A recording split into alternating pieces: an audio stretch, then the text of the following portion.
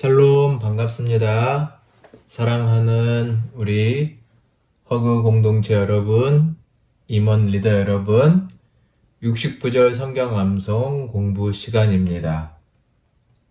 오늘은 C파트의 9번째 구절인 5번째 주제인 공급에 대해서 나누려고 합니다. 첫 번째 구절인 로마서 8장 32절에 대해서 오늘은 함께 나누려고 합니다. 자, 먼저 8장 32절의 말씀을 한번 같이 읽어볼까요? 자기 아들을 아끼지 아니하시고 우리 모든 사람을 위하여 내주시니가 어찌 그 아들과 함께 모든 것을 우리에게 주시지 아니하겠느냐. 아멘. 자, 보시면 주제는 공급입니다. 공급. 이 말씀은 저희가 잘 아는 말씀일 수도 있는데요. 먼저 자기 아들을 아끼지 아니하시고 우리 모든 사람을 위하여 하나님께서 주셨다라는 말이 나옵니다. 그리고 그 하나님께서 어찌 그 아들과 함께 모든 것을 우리에게 주시지 않겠느냐 라는 어떤 모든 것을 주신다, 우리에게 주신다, 이 말씀에서 제목을 공급으로 잡았습니다. 물론 이 공급의 의미, 주신다는 의미를 로마서 8장의 맥락에서 오늘은 살펴보는 것이 목적입니다. 그렇지 않으면 이 주신다는 의미를, 공급한다는 의미를 우리가 약간은 오해할 수 있는 소지가 있기 때문입니다. 그래서 오늘은 로마서 8장에 대한 내용들을 함께 나눠볼 건데요. 여러분 한번 8장을 펴시고 같이 한번 한 구절 한 구절씩 살펴보시면 좋을 것 같습니다. 로마서를 우리가 산이라고, 등산할 때 하는 그 산이라고 비유한다면 특별히 로마서 전체 16장 중에서 8장은 그 정상에 비유할 수 있을 만큼 클라이막스가 된다고 말하기도 합니다. 그 내용 면에서 또 사도 바울이 하나님의 감동으로 이 성경을 쓸 때 그의 어떤 심정 면에서 극적인 모습을 보여주고 있기 때문에 마치 산의 정상에 올라와 있는 느낌을 주는 것이 로마서 전체를 읽어봤을 때 특히 8장이 그런 느낌을 줍니다. 그래서 우리가 교회에서 많은 설교를 듣고 또 우리가 잘 아는 성경 구절 중에 꽤 많은 것들이 이 로마서 8장에 들어있음을 알 수 있습니다.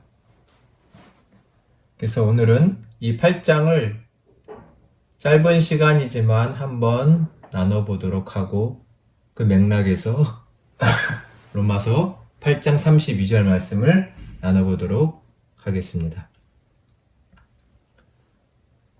자, 먼저 유명한 성경 구절 중에 하나가 로마서 8장 1절의 말씀인데요. 자, 먼저 한번 8장 1절의 말씀을 같이 한번 읽어보도록 하겠습니다. 그리스도 그러므로 이제 그리스도 예수 안에 있는 자에게는 결코 정죄함이 없나니. 여러분 이 말씀 많이 들어보셨죠? 예수님 안에 있는 자에게는 결코 정죄함이 없다. 이 1절은 마치 복음의 핵심이 나와 있는 것 같습니다. 예수 안에 있는 자에게는 결코 뭐가 없다고요? 정죄가 없다. 사도 바울은 아주 단언조로 말하고 있습니다. 그 이유를 2절에서는 더 설명하고 있는데요. 일단 2절 말씀까지 마저 보면 2절도 같이 읽어볼까요? 이는 그리스도 예수 안에 있는 생명의 성령의 법이 죄와 사망의 법에서 너를 해방하였음이라. 정죄함이 없는 이유는 뭐냐면 정죄하는 죄와 사망을 주는 법에서 우리가 해방되었기 때문입니다. 누가 해방시켜 주었냐면 말씀해 보니 예수님 안에 있는 생명의 성령의 법이 우리를 해방시켜 주었다. 이런 선포식으로 로마서 8장은 시작을 하고 있습니다. 그리고 그 뒤위에 성령 안에서 사는 삶에 대해서 그리고 우리가 가지게 되는 희망과 구원의 확실성에 대해서 말을 하고 그 맥락 안에서 오늘의 말씀이 들어있다는 것을 기억하시고 배워야 오늘 말씀에 대한 의미가 더 와닿을 줄로 믿습니다. 자, 일단 이런 복음의 선포로 시작하는 로마서 8장의 말씀에서 우리가 정죄함이 없는 삶, 예수 안에서 정죄함이 없는 삶, 그 하나님의 성령 안에 사는 삶에 대해서 먼저 말하고 있습니다. 자, 9절의 말씀도 한번 같이 읽어보도록 하겠습니다. 여러분, 9절을 펴서 자, 같이 한번 9절을 보겠습니다. 성령 안에 거하는 삶이 무엇이냐? 일단 9절을 보면 만일 너희 속에 하나님의 영이 거하시면 너희가 육신에 있지 아니하고 영에 있나니 누구든지 그리스도의 영이 없으면 그리스도의 사람이 아니니라. 일단 이 말씀에 보면 너희 속에 하나님의 영이 거하신다 라고 말합니다. 우리 안에 하나님의 영, 성령이 계시죠. 그랬을 때 우리의 상태를 뭐라고 말하고 있냐면 우리가 육신에 있지 않고 영에 있다라고 말합니다. 매우 중요한 개념인데요. 사실 육신에 있지 않다. 이 육신에 대한 개념을 제가 이 영상 서연 공부를 통해서 여러 번 말씀드렸습니다. B파트에서 말씀드린 것도 있고 A파트에서 말씀드린 것도 있으니까 그 구절들을 한번 갈라디아서 2장 20절이나 아니면 그리스도가 형벌을 받음 등등의 말씀들에서 한번 여러분 다시 한번 생각해 봐 주시기를 바랍니다. 성령 안에 있는 사람은 이 육신, 이 여기서 말하는 육신은 물리적인 바디를 말하는 것이 아니라 죄를 짓는 경향성이 있는 죄된 성품을 대표하는 용어입니다. 짧게 말씀드리면요. 그러나 우리는 그런 상태에 머물러 있지 않고 이제는 영 가운데 머물러 있다. 죄로 인해 영적인 상태가 죽어있다. 성령을 우리 안에 모시고 나서는 영이 살아났다.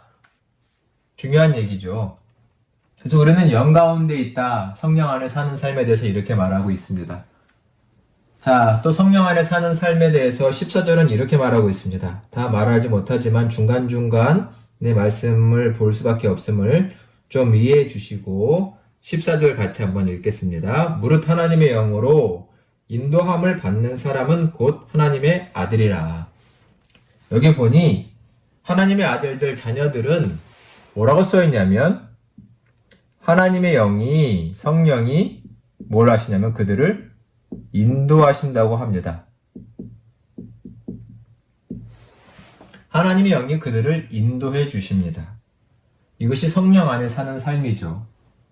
또 15절에는 성령 안에 사는 삶에 대해서 그 사람에 대해서 무엇라고 말하냐면 15절도 볼까요?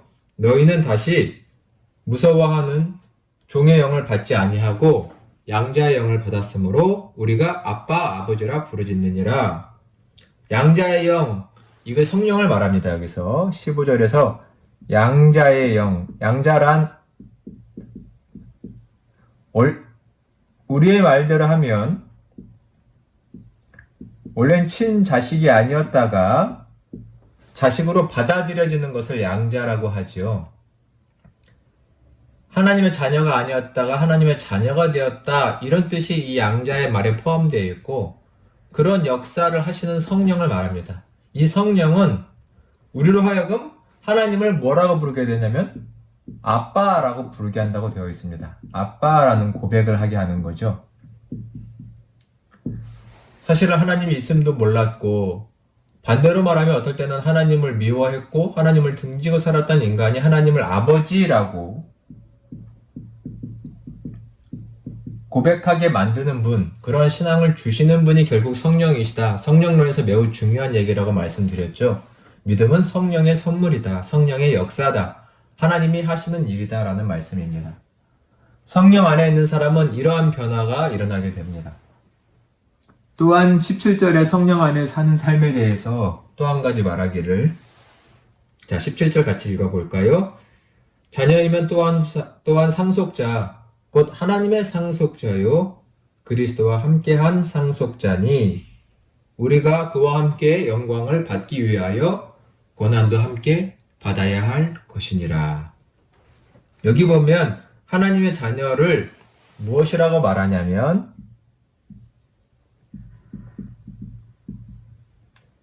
상속자라는 말을 합니다. 상속자. 상속자가 뭔가요?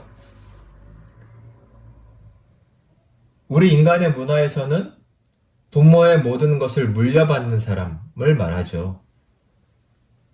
이것은 그 부모와의 깊은 관계를 말하는 것이죠. 예수님처럼 우리도 상속자이고 이 상속자에게는 무엇이 있냐면 상속자로서의 영광이 있다고 17절에 말합니다. 상속자의 영광. 이것이 성령 안에 사는 사람들에 대한 다양한 설명들인데요. 시간상 짧지만 여러분이 이 말씀들을 하나하나 깊이 묵상해 주시고 새겨 주시면 좋을 것 같습니다. 이런 성령 안에 사는 사람들, 하나님의 자녀들은 가져야 할 것이 있는데 그것이 무엇이냐 하면 바로 희망과 구원에 대한 확실성을 가지고 살아야 합니다. 아까 말씀드렸죠. 이 로마서는 고난당하고 있는 교회의 현실에 주신 복음 속에서 우리를 구원하신다는 희망과 그 구원에 대한 확실성을 가지고 이때를 고난의 상황들을 넘어가야 하는 것이죠. 자, 그래서 이런 맥락 속에서 우리 18절 말씀을 볼까요? 18절의 말씀에 보니 이렇게 써 있습니다. 생각하건대 현재의 고난은 장차 우리에게 나타날 영광과 비교할 수 없도다. 여기 분명히 먼저 말을 하기를 현재의 고난은 현재에는 당면한 고난의 문제가 있습니다. 당시 초대교회, 특별히 로마에 있는 교회는 이방 가운데서 당하는 박해와 어려움의 문제가 있었죠. 근데 바울은 말하기를 현재 고난은 장차 우리에게 나타날 영광과 하나님의 자녀들이 받을 영광, 아까 상속자의 영광이라는 말도 나왔죠. 장차 미래에 받게 될 그 영광과 감히 좋게 비교가 안 되니 그 영광을 바라보며 이때를 잘 견뎌라 라는 믿음의 권면을 하고 있습니다. 우리에게 놀라운 영광이 있을 것이니 그런 구원의 확실성이 있으니 이 영광을 기대하며 현재의 고난을 함께 이겨나가자라는 사도 바울의 당부이기도 합니다. 또 로마서 8장은 이런 얘기를 하지요. 19절부터 20절은 22절까지는 조금 새로운 얘기일 수도 있지만 이 구원의 확실성이 있어서 우리만 구원을 희망하고 고대하는 것이 아니라 이 땅에 있는 모든 만물이 구원을 소망하고 하나님의 아들들, 자녀들이 하나님의 영광에 이르기를 바라고 있다. 우리만 바라는 것이 아니라 피조물들도 바라고 있다. 하나님의 자녀들의 영광을 얻게 되면 피조물 또한 그 종노릇에서 해방될 것이기 때문에 피조물들이 원하고 있다 라는 내용입니다. 자, 한번 읽어볼까요? 19절부터 22절입니다. 피조물이 고대하는 바는 하나님의 아들들이 나타나는 것이니 피조물이 허무한 데 굴복하는 것은 자기의 뜻이 아니요 오직 굴복하게 하시는 이로 말미암음이라. 그 바라는 것은 피조물도 썩어짐의 종노릇에서 종노릇한 데서 해방되어 하나님의 자녀들의 영광의 자유에 이르는 것이니라. 피조물이 다 이제까지 함께 탄식하며 함께 고통을 겪고 있는 것을 우리가 아느니라. 이 짧은 4절도 충분히 여러분이 나중에 묵상을 해보시고 이 땅의 모습과 함께 비교해 보셔도 귀한 진리를 발견하실 수 있다고 생각합니다. 일단 보면 피조물이 나오죠. 보면 여기서 피조물이 중요한 표현이 뭐냐면 피조물이 고대하는 것이 있는데 그것이 하나님의 아들들이 나타나는 것, 하나님의 아들들이 영광을 받는 것이라고 했습니다. 왜냐하면 피조물들은 지금 현재 종노릇하고 있습니다. 죄 아래에 있는 사람들처럼 종노릇, 여기서 표현이 부연되어 있기를 썩어짐이라고 했습니다. 썩어짐의 종노릇, 허무 같은 느낌이죠. 이 피조물들은 여기서 해방되기를 원하고 이것을 또 다른 표현으로는 자유에 이르기를 원한다라고도 써 있습니다. 마치 모든 피조물에게 의지가 있는 것처럼 이렇게 성서는 고백하고 있는데요. 이것은 하나님이 인간에게 주신 영광이 아니라 모든 피조물에게 하나님이 그것들을 만드시고 창조하심으로 부여된 영광이 회복되는 것을 말하는 것이죠. 하나님의 회복이 있기를, 그것을 곧 구원이라고도 말할 수 있습니다. 귀한 진리니 여러분 한번 꼭 묵상해 보시기를 바랍니다.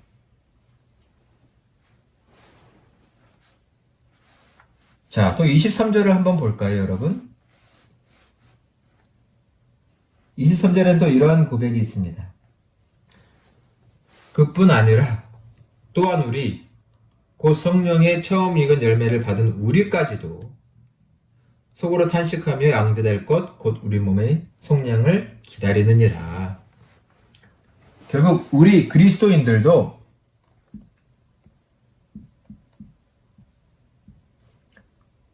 양자될 것, 이것은 뭐 양자가 이미 되어 있는 신분이지만 미래의 구원을 말하는 것이죠. 완성될 구원. 양자될 것. 다른 표현으로는 몸의 속량이라고 했네요. 속량은 해방과 같은 의미의 단어로 보시면 좋을 것 같습니다. 값을 주고 해방시켜주는 것. 이 현실과 이 어려운 현실에서 풀려나는 것을 우리는 기대하고 있다. 구원은 확실하다. 희망을 가져야 한다. 이런 맥락에서 계속 로마서는 말하고 있습니다. 그리고 26절에서는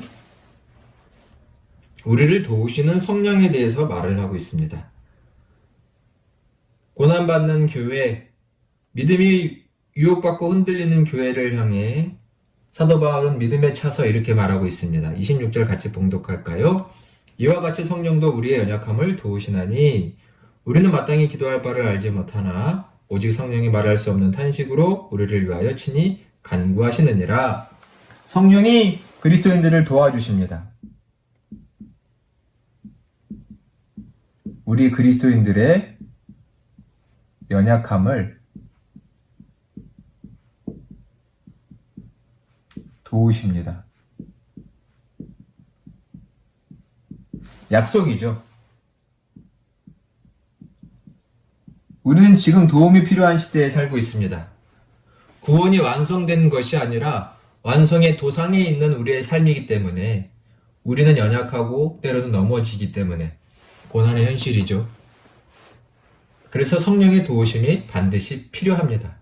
그러나 하나님이 성령의 도우시니 그것을 믿고 희망을 가지고 구원의 확신을 가지고 나아가야 된다라는 말씀을 하시는 거죠. 그리고 드디어 오늘의 본문인 말씀이 나오는 것이죠. 하나님이 우리를, 고난에 처한 우리를, 구원을 삼하는 우리를 위하여 돕고 계신다라는 것입니다. 우리가 누구냐? 자기 아들을 아끼지 아니하시고 우리를 위해서 내주신 하나님이 함께 하신다. 그 하나님이 우리를 위하고 계신다. 자기 아들을 아끼지 아니하시고 주신 하나님이 우리에게 모든 것을 주실 것이다 라는 약속이 오늘 본문에 외워야 하는 말씀이죠. 모든 것을 주신다.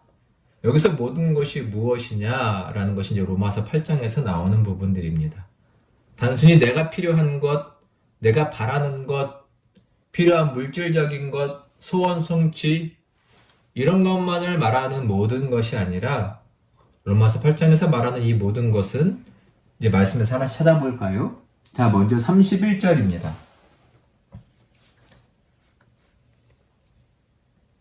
자, 31절 같이 읽어볼까요? 그런즉 이 일에 대하여 우리가 무슨 말 하리요? 만일 하나님이 우리를 위하시면 누가 우리를 대적하리요? 아멘. 모든 것이란 결국 환난과 고난 속에서 우리를 대적할 사람이 없다. 이런 맥락이 하나 포함되어 있습니다. 우리를 대적할 사람이 없다. 모든 것을 주신다는 것은 그 어려운 상황 속에서 결국은 이기게 하신다라는 맥락이 담겨 있는 것이죠. 더 영적인 의미로 보면 33절과 34절의 말씀인데요. 한번 읽어볼까요? 누가 능히 하나님의 택하신 자들을 고발하리요? 의롭다 하신 이는 하나님이시니. 법적인 표현이 나오고 있죠. 누가 정죄하리요? 죽으실 뿐 아니라 다시 살아나신 이는 그리스도 예수시니 그는 하나님 우편에 계신 자요 우리를 위하여 친히 간구하시는 자신이라.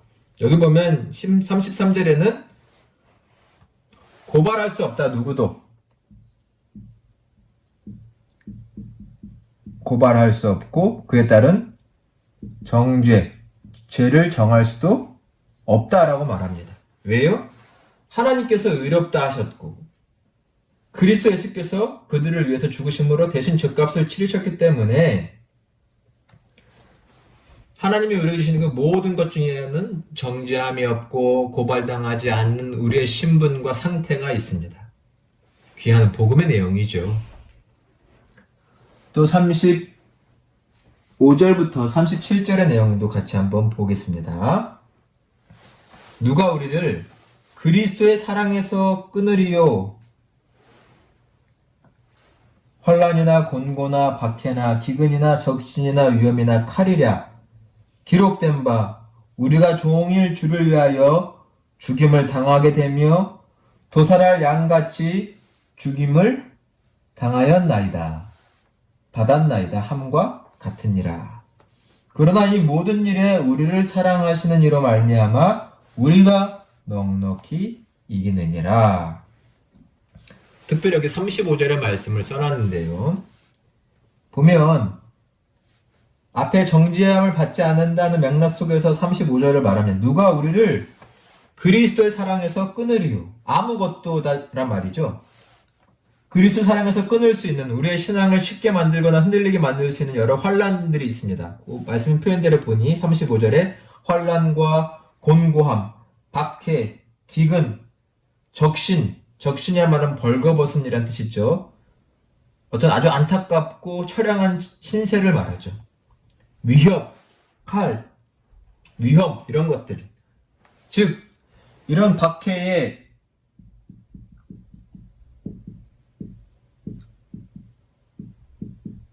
환란의 모든 것을 말합니다.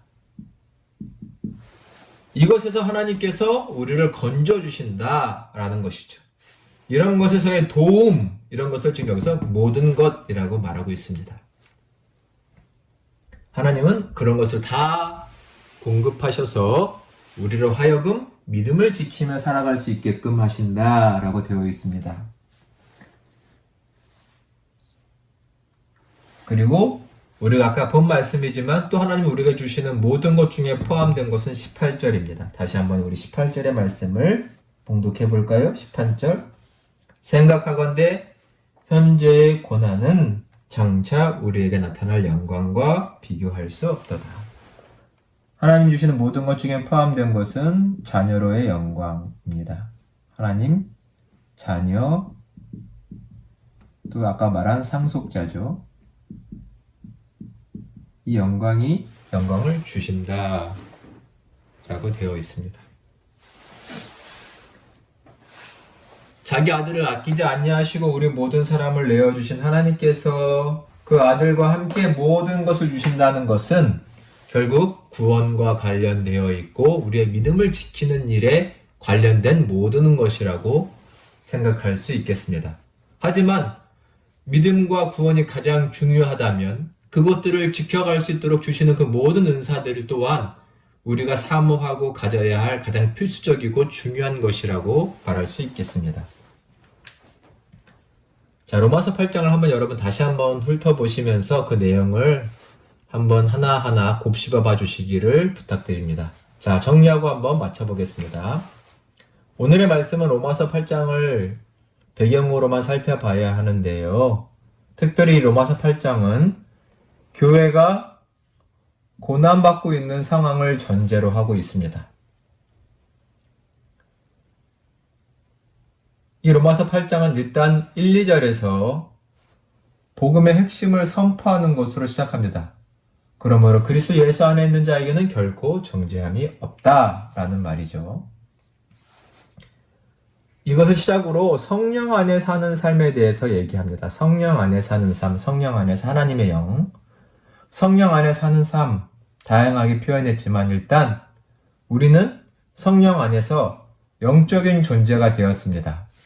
그리고 성령은 그러한 하나님의 백성들을 인도하시고 성령은 우리로 하여금 하나님 아버지를 아빠라고 부르게 고백하게 만드십니다. 즉 신앙을 주시는 것이죠. 내가 스스로 생각을 고쳐먹고 마음을 고쳐먹는 것이 신앙이 아니라 신앙이란 성령의 변화와 감동이 있어야 합니다. 그래서 성령 안에 사는 사람은 하나님의 상속자로서 그 영광을 가지게 되죠. 이 소망이 필요합니다. 그래서 로마서는 강조하기를 하나님의 자녀들은 이런 하나님의 구원에 대한 희망과 그 구원에 대한 확실성을 가지고 살아가야 된다는 것을 강조하고 있습니다. 그래서 비록 우리는 현재 고난을 당하고 있지만 장차 놀라운 영광에 처하게 될 터이니 비교할 수 없는 영광을 가질 것이니 이 믿음을 가지고 살아라 라고 말하고 있습니다. 또 약간은 저희가 생소한 얘기 중에 하나는 피조물들이 하나님의 피조물들도 해방과 자유를 얻게 되는 미래 그런 구원이 임할 것이다 라고 말을 하고 있죠. 또한 말하고 있는 것은 무엇이냐면 우리는 하나님의 양자 될 것, 결국 우리의 몸이 이제는 완전히 속량되어서 현재의 굴레에서 벗어나는 소망을 가지고 있다. 이것은 곧 완성된 구원의 상태를 말하는 거죠. 이때를 기대하는 것, 때로는 거울을 보는 것처럼 명백하게 아는 것은 아닐지 모르지만 우리는 이 명백한 구원, 확실한 구원을 기대하며 확신하며 살아가야 된다는 말씀입니다. 그 완성된 구원의 날까지 성령은 연약한 우리를 도우사 이 믿음의 도상을 끝까지 갈 수 있도록 도와주십니다. 이 맥락에서 오늘의 말씀이 있습니다. 자기 아들을 아끼지 아니하시고 그만큼 우리를 사랑하시고 우리를 위하시는 하나님께서 모든 것을 주시는데 이 모든 것이란 결국 구원과 믿음에 관련된 모든 것입니다. 우리를 박해하는 상황들에서 대적할 자가 없을 것이고 우리를 고발하거나 정죄하는 영적인 마귀의 세력이나 이 세상의 모든 분위기들도 없을 것이다. 그것은 없다는 것은 이겨낼 수 있을 것이다 라는 말씀입니다. 또한 박해와 환난과 관련된 모든 것들도 이겨낼 것이다. 그리고 종국에는 하나님께서 자녀로서의 영광까지도 우리에게 주실 것이다 라는 것입니다. 조금 많은 내용을 다룬 것 같나요? 여러분 중요한 말씀들입니다. 모든 것을 우리에게 주시는 하나님. 왜요? 아들을 주셨고 믿음을 주셨기 때문입니다. 그리고 가장 중요한 이 믿음과 구원에 대한 확신을 가져갈 수 있도록 하나님은 많은 것들을 우리에게 주신다고 약속하고 계십니다. 이 말씀으로 위로받으시고 소망 얻으시기를 간절히 축원합니다. 사랑하는 여러분, 지금까지 말씀 공부 함께 해주셔서 감사합니다. 다음 시간에 뵙겠습니다. 샬롬.